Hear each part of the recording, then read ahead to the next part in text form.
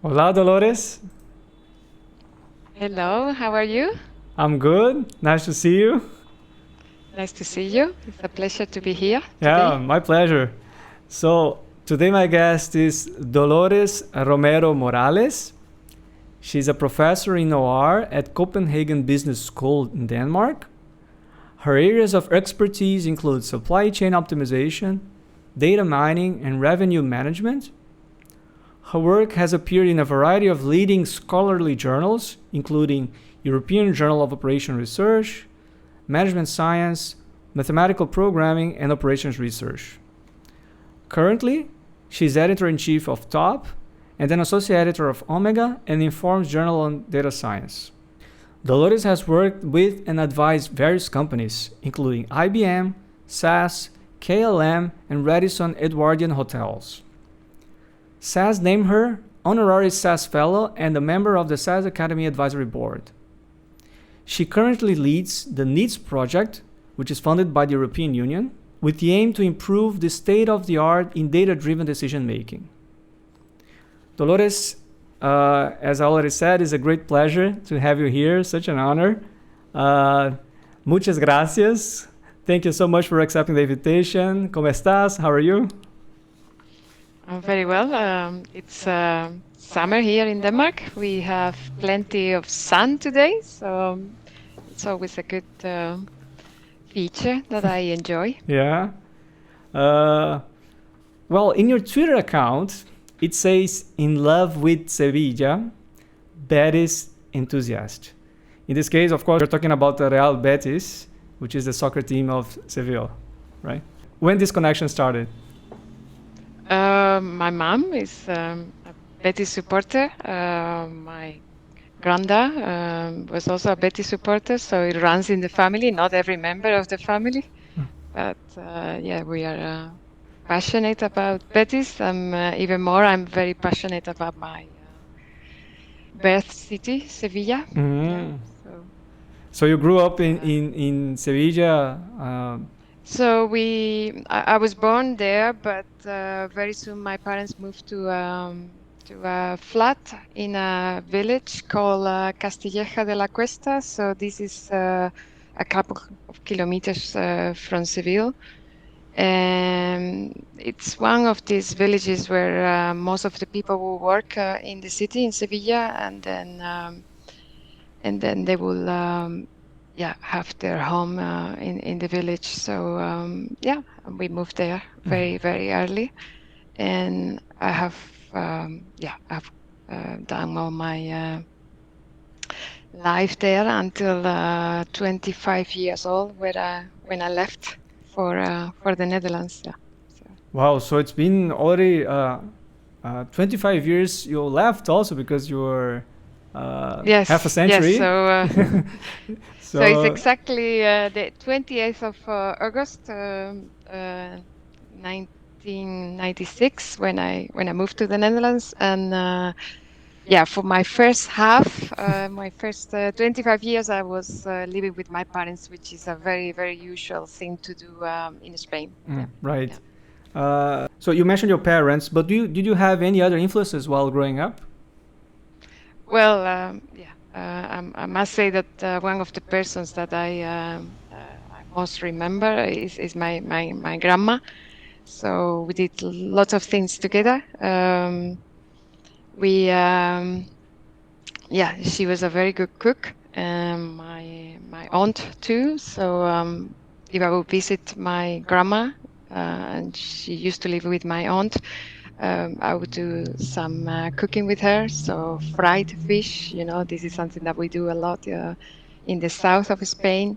And we will fry these anchovies, and we will put them together, 3, 4, 5 of them, and that was really fun. Yeah. So yeah, I have very, very good memories with her. Right. So you're supposed to be known for your cooking skills. Did you get from her? I think the inspiration, yes. I think you have to. I think you have to love to be in the kitchen, and with her, I would be. It would be a very pleasant moment. I think you get to chat with people you cook with, and for me it's very relaxing. So when I have people visiting me for work, yeah, so co-authors, one of the usual things would be, that they come to my house and then we will have a dinner together. And I think my husband and my children really, really like that part too. So yeah, we have organized many dinners. Yeah, yeah, yeah. Yeah, yeah. I saw some of your posts, where you Yeah, share. so yeah, I one of the things I post a lot about food is croquettes. I like them, and I also like to make them. Mhm. They are, yeah, they were kind of known in the Netherlands when I did my PhD in Rotterdam. Mhm. And they are mentioned, my croquettes are mentioned in two acknowledgements of two PhD dissertations from two very good friends there. So it was funny Mhm. that that people would talk about them in the Yeah. PhD. So yeah, Right. yeah. So how did you keep yourself busy when growing up around there? Well, yeah, I did when I was a little bit older. I did private tuition, math private tuition. Mm-hmm. So something I did quite a bit, and lots of hours. Yeah, Mm-hmm. teaching people from different villages and different ages, and yeah, that was fun. I mean, yeah, people in the neighborhood would know me, but after that. Yeah, people in other villages too. So yeah, So I you're kept teaching there busy. in Castilleja de la Cuesta and other villages. In several villages, yeah, yeah, yeah. Because where I come from, you don't distinguish the beginning of one village and the end of the other one. So there, it's very fluid. Mm-hmm. So the area is called Al Jarafe, and there are many villages that are next to each other. So I would do a bit of that. I would also do with my dad and my mom. We would do some volunteering work at the care home. Mm-hmm. Actually, the people are like friends to us. So we will visit every time that I go back to Spain. Not now with the corona, but every time we will visit them. And in my wedding day, yeah, we went there to take pictures with them. Mm. So and yeah, I have very very good friends there. So it's a very yeah, very beautiful experience. Mm-hmm. Sure. Uh, you mentioned that you're giving private classes. Claudia Arquetti was also here, and she also told she used to give private classes to pay for her studies and so on. And she was mentioning that it's when she learned how to connect with the students and identify their own individual characteristics and find a better way to deal with them. In your case, what are the lessons you learned from that experience? Well, I was already helping from the very beginning at school other kids. So the teacher would say, "Well, don't you sit with this friend of yours and try to help the neighbor also?" So I was in a neighborhood with small flats, lots of people, and neighbors would come to me and ask for questions, so I will help. So I think it was always a little bit. It's like a double feeling, because on one hand you are very happy that you can help. On another hand, you see that actually how people couldn't really see, what couldn't understand what they were doing, right? So it's already at an early stage that I saw, yeah, um, that it was not so obvious for people to understand math, and how important is to explain things in many different ways. I've seen this with students, right? Some students would understand in one way, and other students would understand in another way. So I think I have learned that part, right? To try to adjust to what it could be challenging for them. So Right. and So you already had this interest in math. So it was not probably hard for you to choose a degree in math. no. It was something that I liked very much. Although, when I started, I saw a very different pictures to, what I had in my secondary school. So it was a big change. I must admit. Mm-hmm. So coming the first week of my studies at the university was very, very different. You come there with lots of enthusiasm, a lot of passion, but then you find, a way of teaching to you that maybe was a little bit dry, perhaps, or a little bit Distant. So yeah. But I guess it was logical, right? I mean, secondary school, you have small classes there. It was a big class. And the year after me, it was even larger class. And you could see some people getting 0.2 in a scale from 0 to 10. Wow. So it was quite Hard. no, yeah. People dropping out from the degree after a couple of months. So yeah, but yeah, we made I made very, very good friends there, friends that I relate to still. It's we were very close to each other. We would do studies together. So my faculty has a very, very good library to study. So people will come from other faculties to study in our library. So, and then they built study space also, even open during the weekends. So we will prepare exams together, do lots of things together. So have very, very good memories from my studies. Yeah. Did you have support from your parents? Yeah, my parents were always very supportive. I mean, they come from a very normal family. My father was a mechanic, a Renault. My mom was helping at home. So I'm the only child. The dream of my father would always be, that I would excel in my studies to get a good job. So this belief, very strong belief in Spain that the more you study, the more you will achieve in life, which at the moment in the current circumstances perhaps is not what you expect. No. At the moment, people have several, a degree, several masters, several languages, and still they don't find a good job. So I think I belong to a generation that, we were in some sense lucky because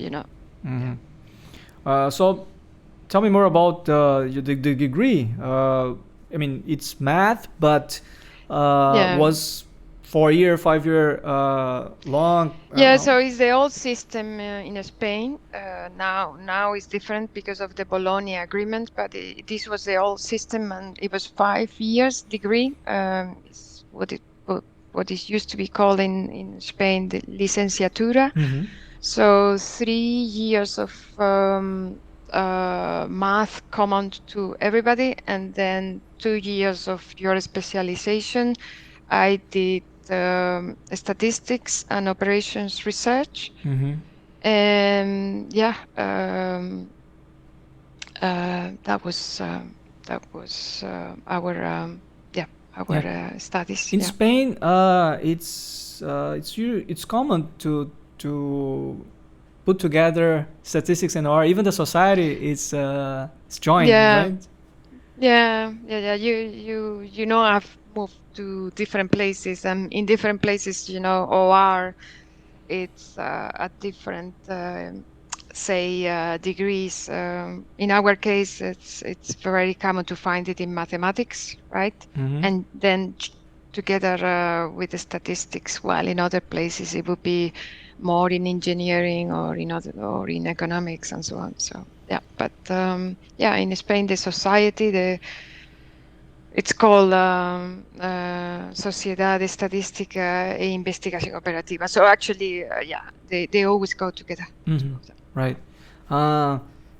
When you came across OR for the first time, was something that you really thought that this is for me, this is what I want to study, or was yet another topic? I mean, to do a PhD in OR, that came later when I did further studies. Yeah, so that was the moment in which I met some of my some of my current co-authors. But yeah, I liked it very much. When I encountered in my fourth year operations research. But as I said, even more after my degree, when I did some doctoral courses at the University of Seville, and I thought, this is what I want to do. Yeah. Mm-hmm. I think you like very much the modeling aspect of OR. Yeah. I think it's a creative part. I used to also code a lot during my PhD and at the early years of my postdoctoral years. That's also fun. But I think the modeling is for me the one in which I feel more connected to. Mm-hmm. You mentioned coding. How was the process of learning? Because you're talking about early 90s, perhaps, and it was not very easy to find maybe the material, and we were very much used to find the solutions on the internet, but at the time it was not really something popular. So how did you manage? Yeah. Also because I think it was less integrated in the degree. So now it's very common to see programming courses as part of the curriculum, but for us it was much less. And I did most of my learning during my doctoral years, and I had several colleagues that helped me a lot, and then some books, recipes in C, for instance. I use that one a lot. I used to code in C, and but it was a lot of help from colleagues, so that I'm very thankful to them. Yeah, that's very important. If you have a good environment, you can improve your performance actually, in both when it comes to writing codes and all that, but also to learn and to also acquire more experience. And we can always learn from someone else's experience. And when you have a group of people, colleagues helping one another, that makes a lot of difference, I think. I think it's in my opinion, is the way it should be. So I have benefited, but I have also tried to encourage those type of environments. So I'm the director of the doctoral program now in my department, and then I try to encourage that, because I think I benefited, but also I think it's two ways, right? The other people have also benefited from what I have helped them with. So absolutely. Did you have to write sort of a dissertation to get the degree? I wrote. I also wrote at the Universidad de Sevilla. I also wrote. What it would be a master thesis, say, and it was right? Yes. It used to be called in that way. So it was about location theory. So I study a problem in which you had to take into account some environmental issues. So we propose an optimization model taking into account, say, the benefits, but also the environmental impact. So the problem ended up being a different in convex optimization problem. We propose a branch and bound for it. That paper got published in EJOR.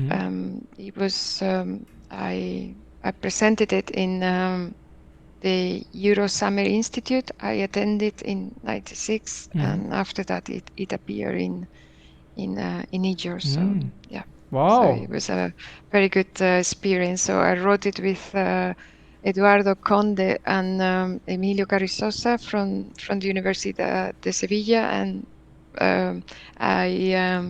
I'm still a co-author of Emilio Carrizosa. So our collaboration started at that time. Yeah. Wow, fantastic. You got the best student award for applied math. Yeah.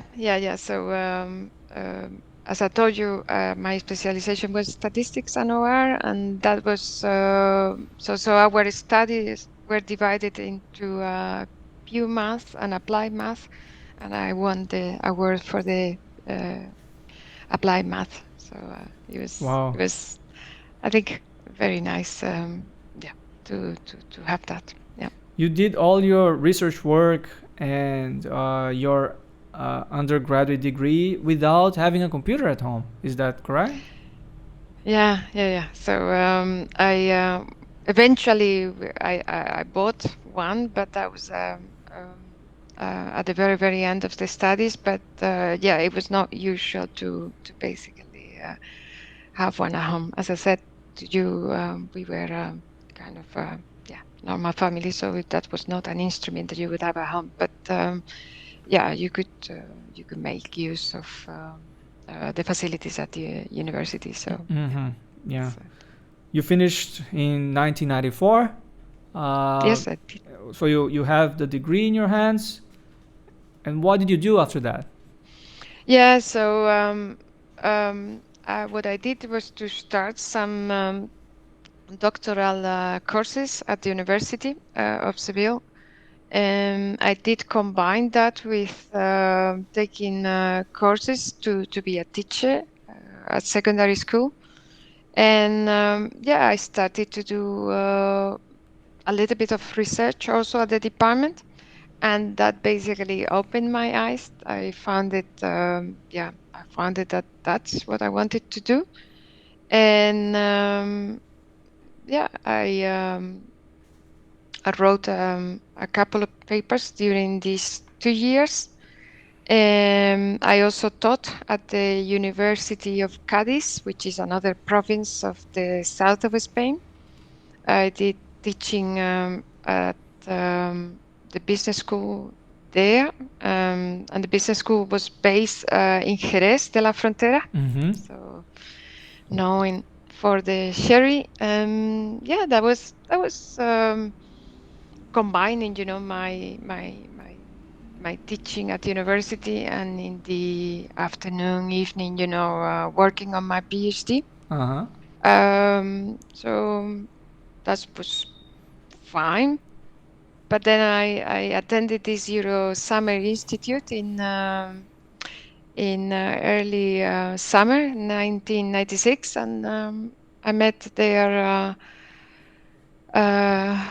Professor Mark Salomon and another colleague, Erwin von der Laan, and they both told me that there were PhD positions available at the business school in Erasmus University in Rotterdam. So we talked a little bit during the Eurosummer Institute. That was a 2-week event with courses from professors and also presentations from us. And yeah, I decided that I wanted to try out. So I did the interview. So after the Euro Summer Institute, which was in the outskirts of Athens, I went back to Sevilla, took again my suitcase, and I went to Rotterdam, did my interview, and yeah, I decided to take the offer. So I started in September 1996. Yeah. So you kept my yourself PhD. really busy after your graduating. Many things happened, taught in secondary school, then in university. And you mentioned even Jerez de la Frontera, which is also famous for the motor racing circuit. There used to be Formula One races there. I'm a big fan of Formula One, so I'm quite aware of that circuit. But usually, what I've been realizing is that how summer schools change people's lives. That period I of think 1 or even 2 weeks, used to be 2 weeks previously, at least in Europe.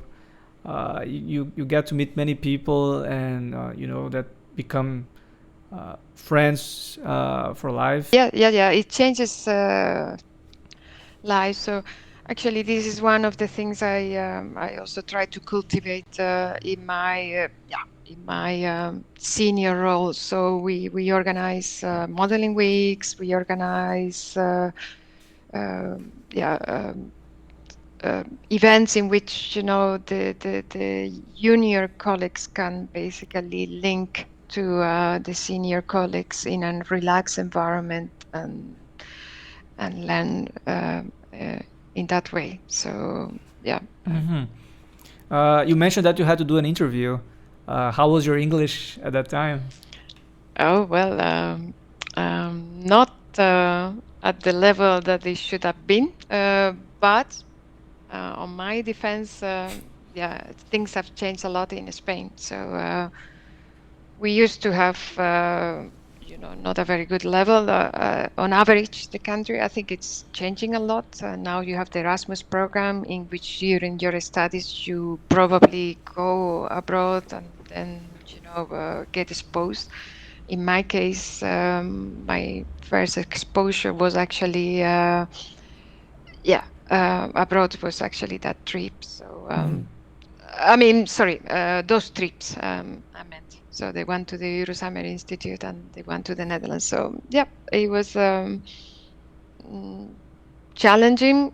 Also challenging because it was the first time that I had to be exposed to an environment that it wasn't surrounded by mathematicians. So this was a business school, and the PhD program was the PhD program of the business school. So the way it should be, right? So you would have somebody from strategy interviewing you together with the colleagues from the departments. And indeed, I got quite quite unexpected questions. Now that I think, they should be in that way. But when you have not a lot of experience with interviews, you are a little bit surprised. So I had to explain to that colleague what location theory was. So, and of course, I started to use some terminology from OR. So I had to go even more down to earth. And this is something I have learned over the years that you have to be able to explain things in a plain language to people. That is much that is needed in certain environments. So certainly that day it was the case. Right. You had a very intense first year when you started your PhD. Yeah. So as I said, language was one of the things that I had to work on. It was my first time living abroad, living without my parents, and taking PhD courses, setting up my PhD proposal. So it's quite a lot of things to learn, but New language? new language, of course, the language of the country. Although in the Netherlands you can do lots of things without knowing know in Dutch, but still, I mean, yeah. So it was lots of new things, but I have very good memories of my PhD time in the Netherlands. It opened so many opportunities, and I could work very well with my supervisor. We wrote lots of papers together. So it was a very pleasant time. Also my PhD peers. So I built a very good relationship with Maurice Fleischmann. So we were together. We studied together. We did a lot of things together, the PhD courses, giving presentations at different conferences, and so on. During the PhD studies, I also met colleagues like from the Timberg Institute. So I wrote papers also with Alder Bachemans and Richard Frelin that unfortunately passed away. And so, yeah, an amazing network. My department used to collaborate also with the department of Maria Grazia Speranza. So we also attended on a regular basis workshops, so yeah, it was very nice. Right. Your attitude suggests that you have a lot of confidence. Was it always like that? No, that's something that you learn because you have to. Yeah. So it's something that I was not built in that way. But and sometimes it goes a little bit against the way I would like to be. But I think you have to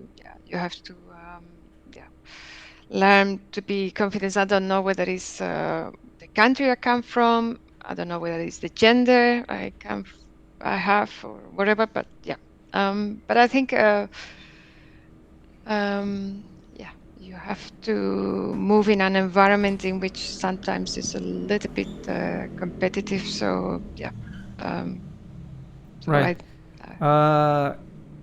You had classes with big names from our field too, right? Yeah. My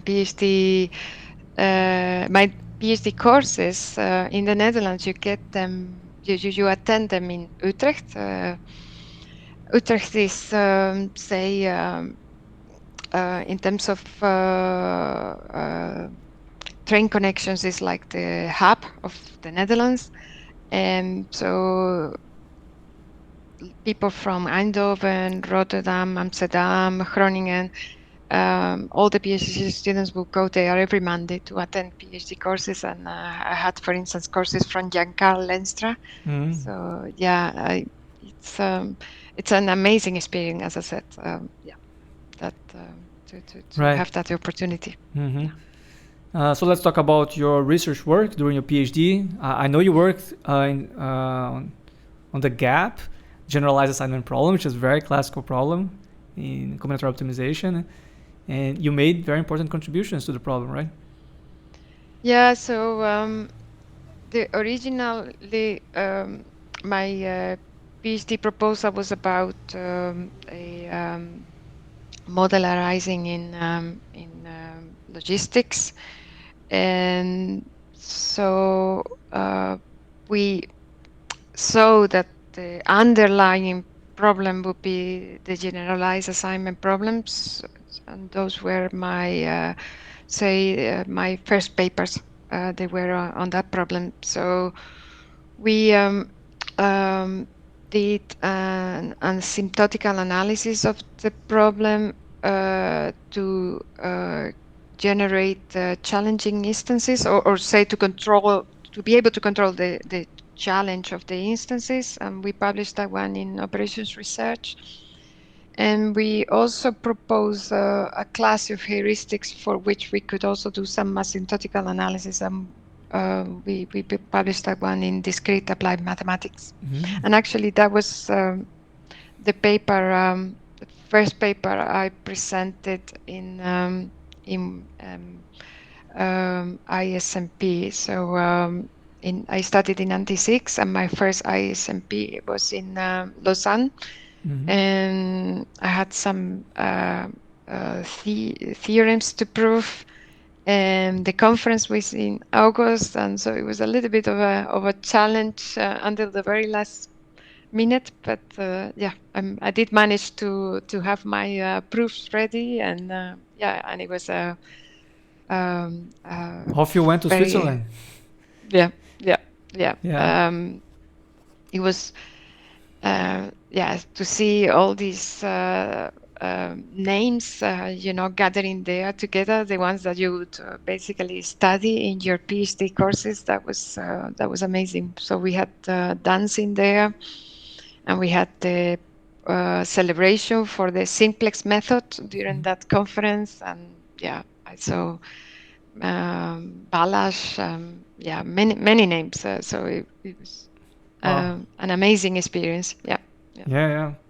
And to get to present at the conference, such an important conference like that, might give you a little bit of stress, but once you're done and looking back, probably you feel good, and it has a nice feeling. It's I mean, our work is about trying to prove things, or trying to have an algorithm that can make a contribution to the existing literature. So it's always a little bit of stress, especially because you use these conferences as a sort of a deadline for finishing stuff. So yes, it's always stressful, but the conferences that you attend in your early years, I think they make a big impact. Yeah, absolutely. Yeah. You work on other supply chain applications too, right?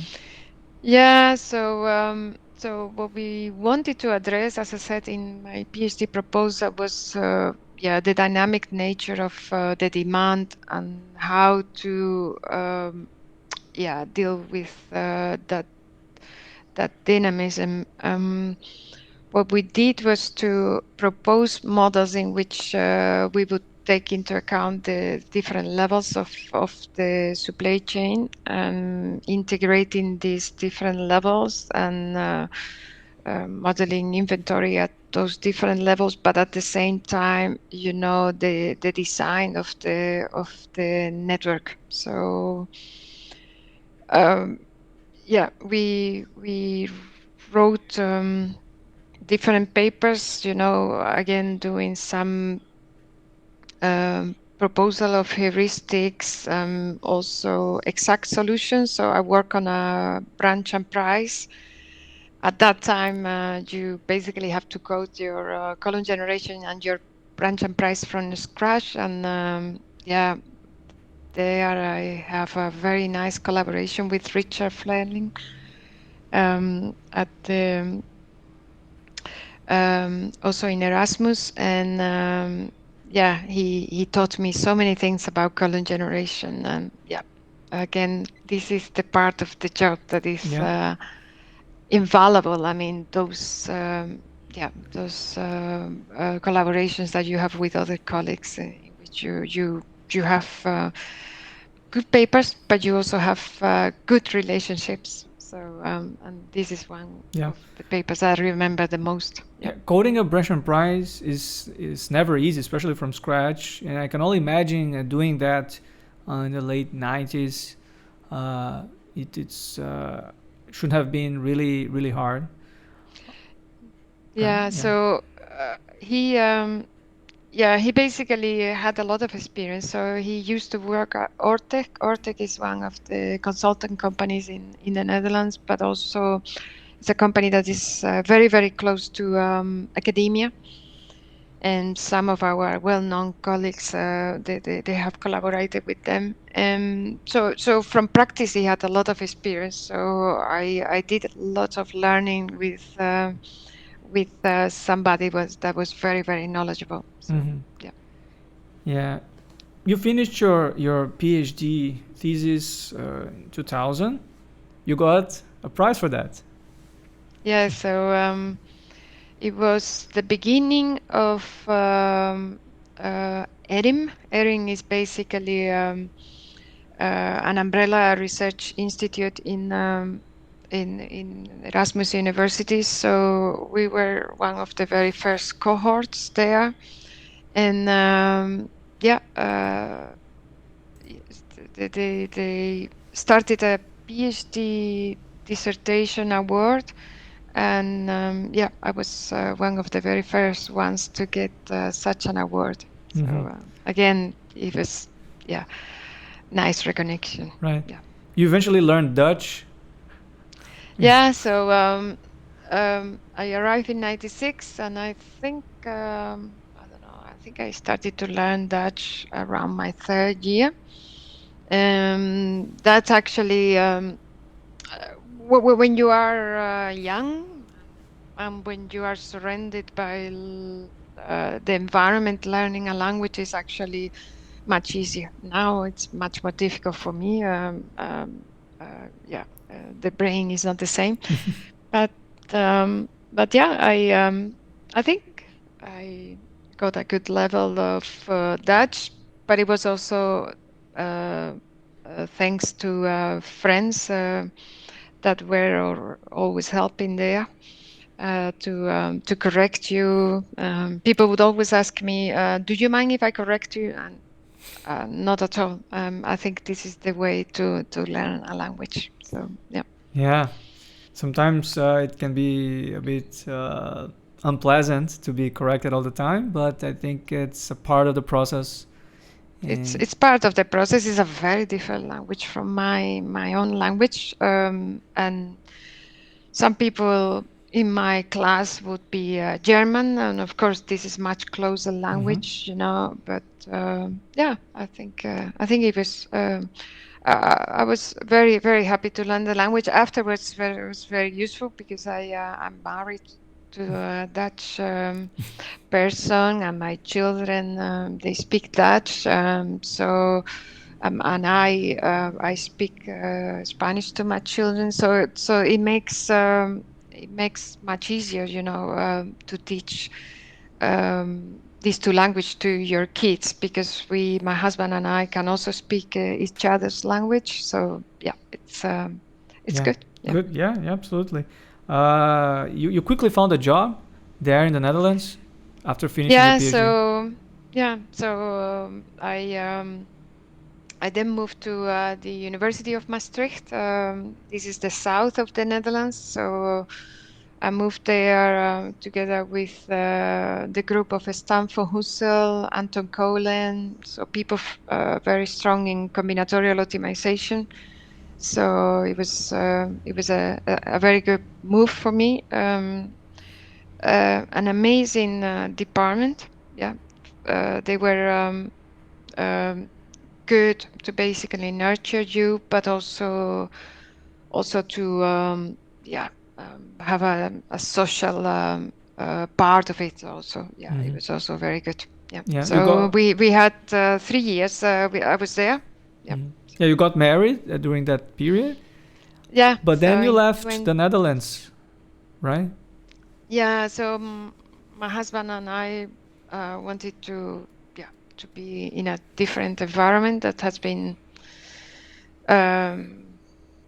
So we have done a couple of moves of that type. So we decided that the UK would be a very good environment for us academically, and that's what we did. I got a job at the University of Oxford. And then my husband also got a job at the University of Reading, and then we spent there 11 years in the UK. So we left in 2014 for good. Yeah. Wow, finding a position at the University of Oxford is a dream job of many people. How was the process? Well, you know, as usual, when you try to find a job in another place, you don't apply to one place, you apply to several places. You do interview at several places, and this one worked out. It was at the business school. I told you that I was already at the business school during my PhD. So for me, it was an environment that I have kept being at. And the business school was expanding at that time. So the MBA program had a huge increase. So they needed colleagues to be teaching at finance, at operations management, at statistics, etc., etc. So I moved there to basically cover that need that they had. Yeah, it was again a very different environment because this time I had to do MBA teaching, executive MBA teaching. Yeah, it's a teaching that requires other skills. So, but yeah, I had a lot of help from my colleague James Taylor there. So a very experienced teacher. Yeah, so it's you always keep learning things. I'm very happy to have learned that skill. So. Right. You had your two kids when you were there, and then in 2005 you had a niño, 2007 you had a niña, and they have actually 3 citizenships. Yeah. So I told you that my husband is Dutch, and they were born in the UK.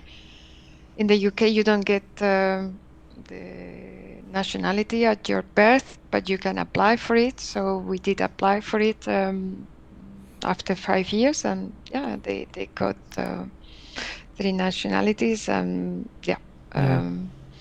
Wow. They are. Yeah, wow. So yeah, you had to juggle with the MBA, also doing research and 2 small kids. So how did you do that? I guess it was one of the periods of life in which you felt, yeah, most of the time out of breath. So I cannot claim that it went, as smooth as I wanted. It was a challenge. You want to be in all these places performing at the top level, but you realize that you are simply a human being, and that's not a simple thing to do. So I have a lot of support from my husband. He's also an academic, so that was of a big help. Whenever parents will be around, visiting us, they would also help a lot. But yeah, I had to make basically a choice of attending fewer conferences and concentrating on writing the papers, because that would require less traveling, less being away from home. And I think maybe in an imperfect way, I did manage to do that. And I think we all have to learn that there is no one way of doing things. There are different ways, and learning from others, it may not work, what they did, but what we have to listen is that eventually you can go through it, and you will be happy. I'm very happy to have managed to have children at the same time that to have my career. So I'm quite happy. Yeah. I'm very passionate about my family, but I'm also very passionate about my work. Yeah. Excellent. But you left Oxford, and it's kind of a surprise. Yes. Yeah. Well, lots of people would ask me why, and it's a very simple. There is a very simple answer. We left the Netherlands, and also eventually we would leave the UK because we wanted to see another environment. And we are both academics, and for both of us, there was a very good opportunity here at Copenhagen Business School, and so it was very very nice to move to another environment in which you again learn to do other things in a different way. And you also bring your experience to the new place. So I have a very friendly department. I have been able to develop a lot of my data science initiatives over here. So it has been a very, very pleasant experience. But needless to say, you have to again do a move with a family. So it's a setup cost and a setup time that you have to pay. But I Yeah, think it takes time to adjust. Yeah. I think on the overall, I'm quite happy to have done so. Yeah. And I think for my children is also a nice environment. Denmark is a place where children have a lot of independence. So they're quite happy here. Mm-hmm. Yeah, let's talk about your research work. I know you have papers in OR and management science and very good journals. But recently you've been quite involved with, the interface between optimization and machine learning and data science and things like that. Can you comment more on that? Yeah.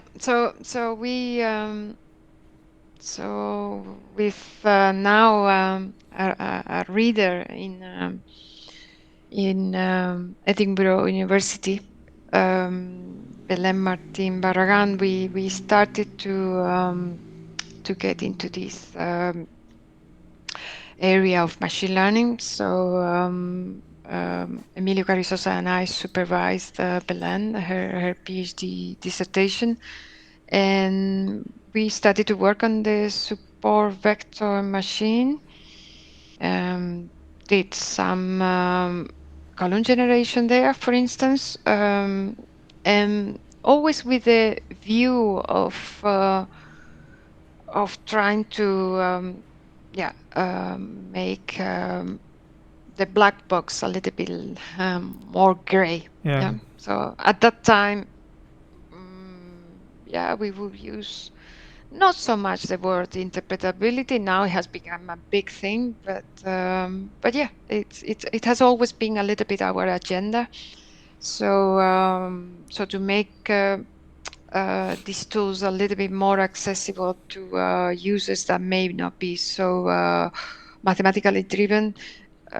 You probably understand why, right? I'm in a business school, so it's the natural topic to address, right? And so that was our early work, and then we have continued working with other tools. So we are now working with 3 methods. So we have written surveys about 3 methods and optimization of them.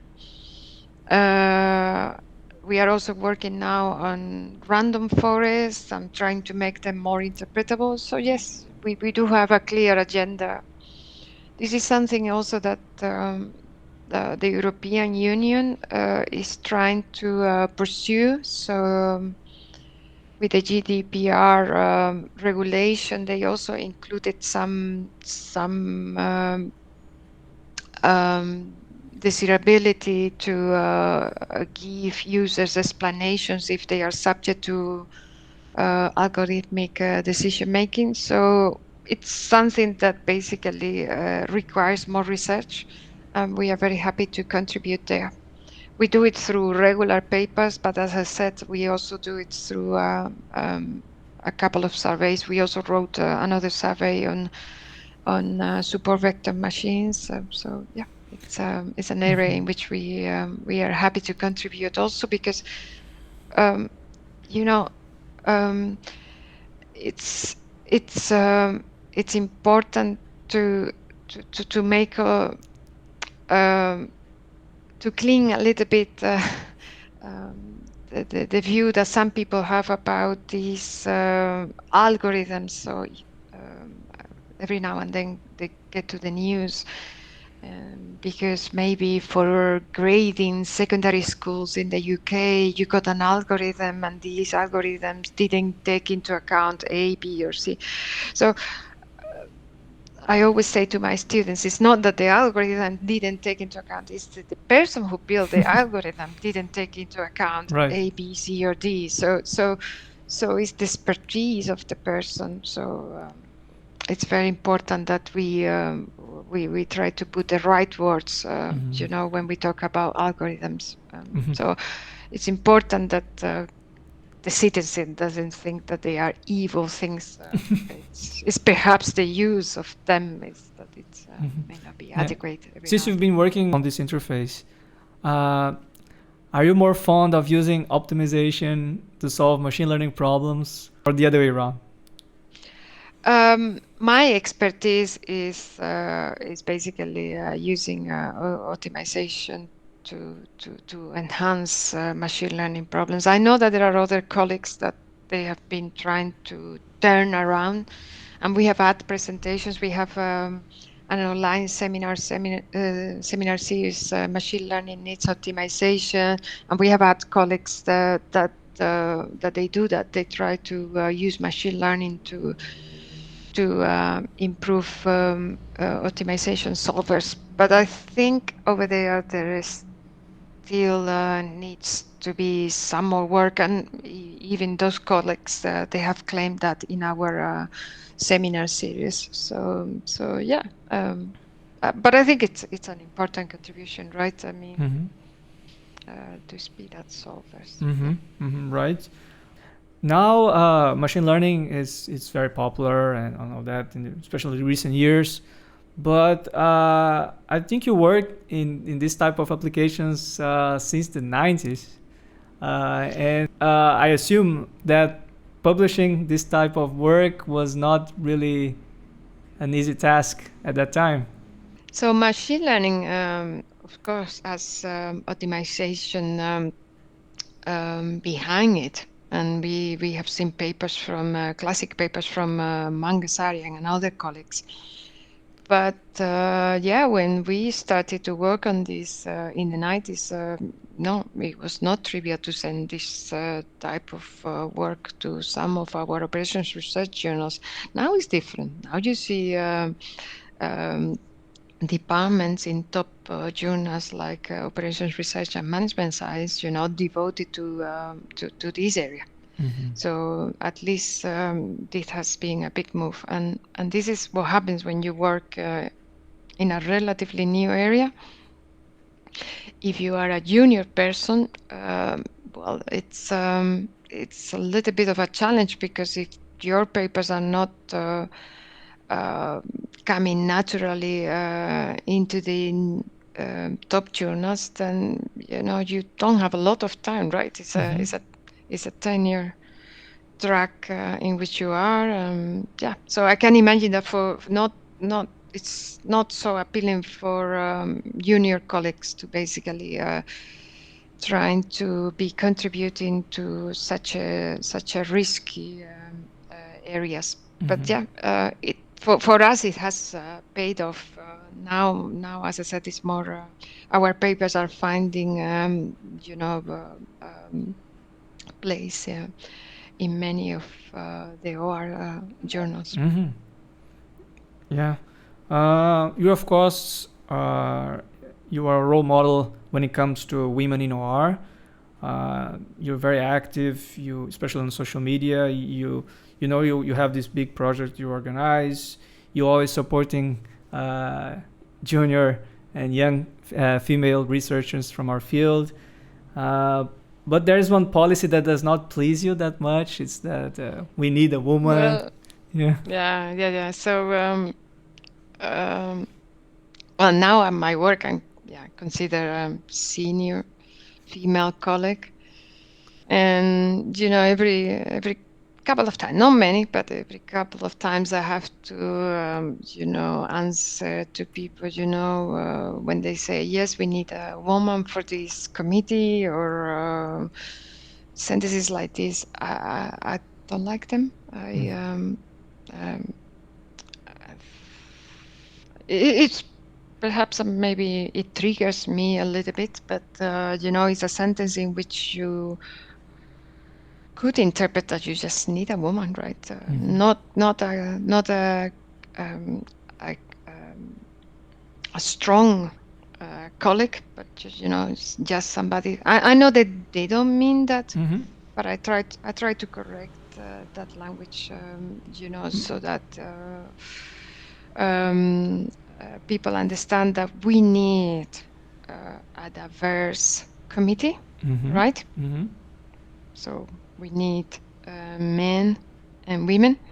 That's a more, I think, appropriate way of saying things than assuming that a committee must include one of the two genders. So I think it's.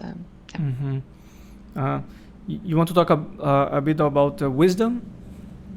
Yes, I am very happy to be contributing to one Euro forum called Wisdom, which is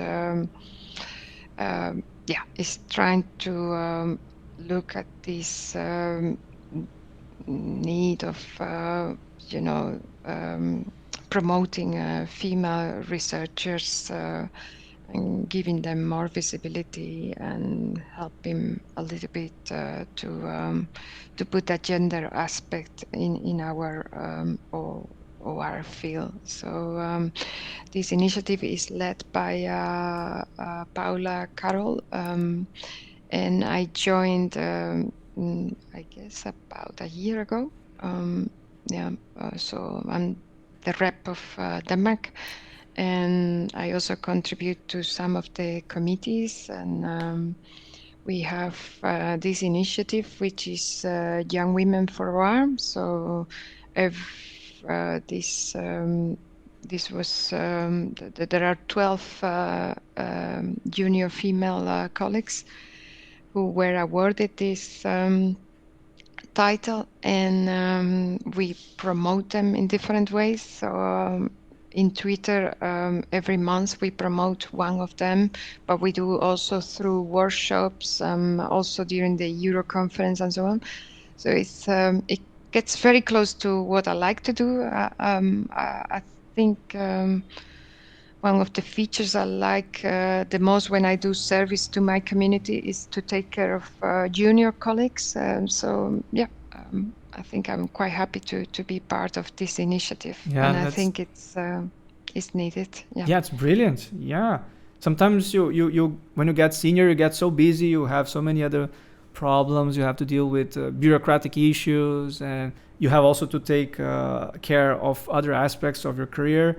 But then finding the time to look after the junior ones, those that are beginning, they have to find a place, establish themselves. And when they receive support from people like you, it's wonderful.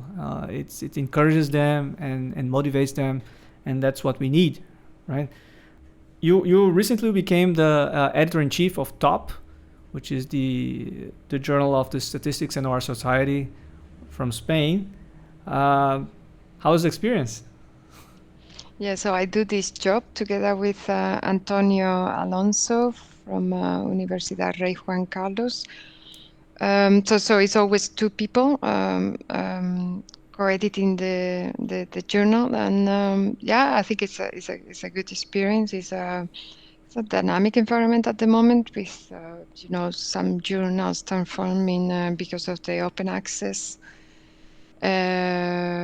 So it's an interesting time to be an editor-in-chief, and I think for me it's also very pleasing to be contributing in some sense to the OR community in Spain, I've always kept a very, very close relationship with my country.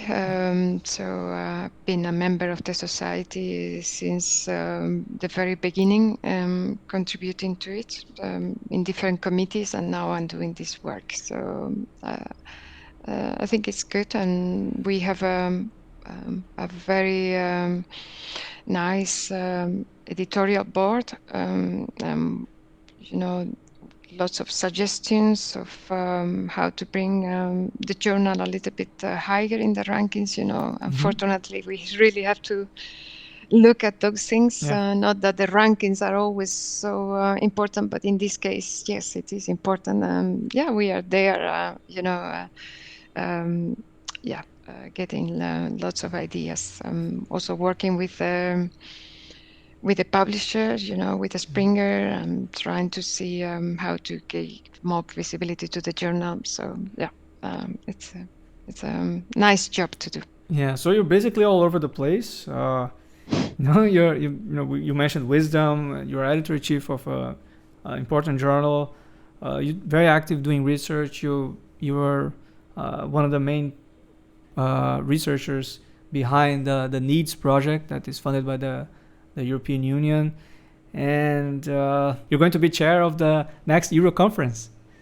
Yeah, that's an amazing opportunity that have been given by Euro.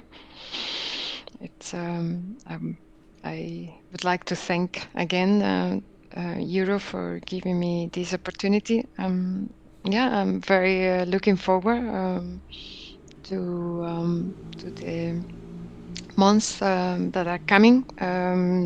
We have already our program committee in place. So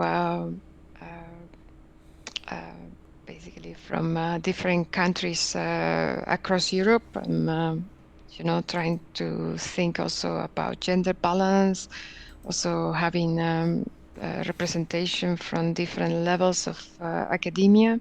So I'm very, very excited to working on this initiative. So it's very being in different program committees in this conference. So I was also in the program committee of Poznan and in the program committee of Athens, but now I'm in a different role. So it's going to be good. And what about the opportunities to do a PhD under your supervision? Oh, we are always looking forward to have new colleagues with us. So at the PhD level, at the postdoctoral level. So I guess I'm always drop me an email. I'm very happy to talk about the opportunities. This is something that we cultivate in the different projects that we have. So and Denmark, it's a very good environment to do research. There is a lot of support from the university, but also from different foundations in Denmark, offering so PhD funding, but also postdoctoral funding. I try to also be active, as you know, in the European funding. So we are always happy to increase the team. Yeah. Okay, Dolores, thank you so much for your time. It was great to hear about your career and all these stories. Muchas gracias. Ha sido un grande placer. Espero que tú puedas venir a Brasil tan luego sea posible. Muchas gracias a ti, Anand, and thank you very much for giving me this opportunity to tell my stories about my career. And I hope that some of them have been useful for some of the colleagues. Right. So I wish you the best of luck and best wishes in your endeavors. And I hope to meet you in person soon.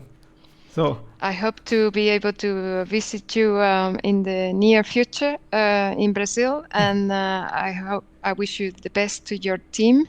And Thank you very much for doing this for the communities. It's a very good service that you are doing. Thank you so much. I'm very happy to hear that. Well, hasta luego. Bye. See you soon. Bye. Ciao. See you. Ciao.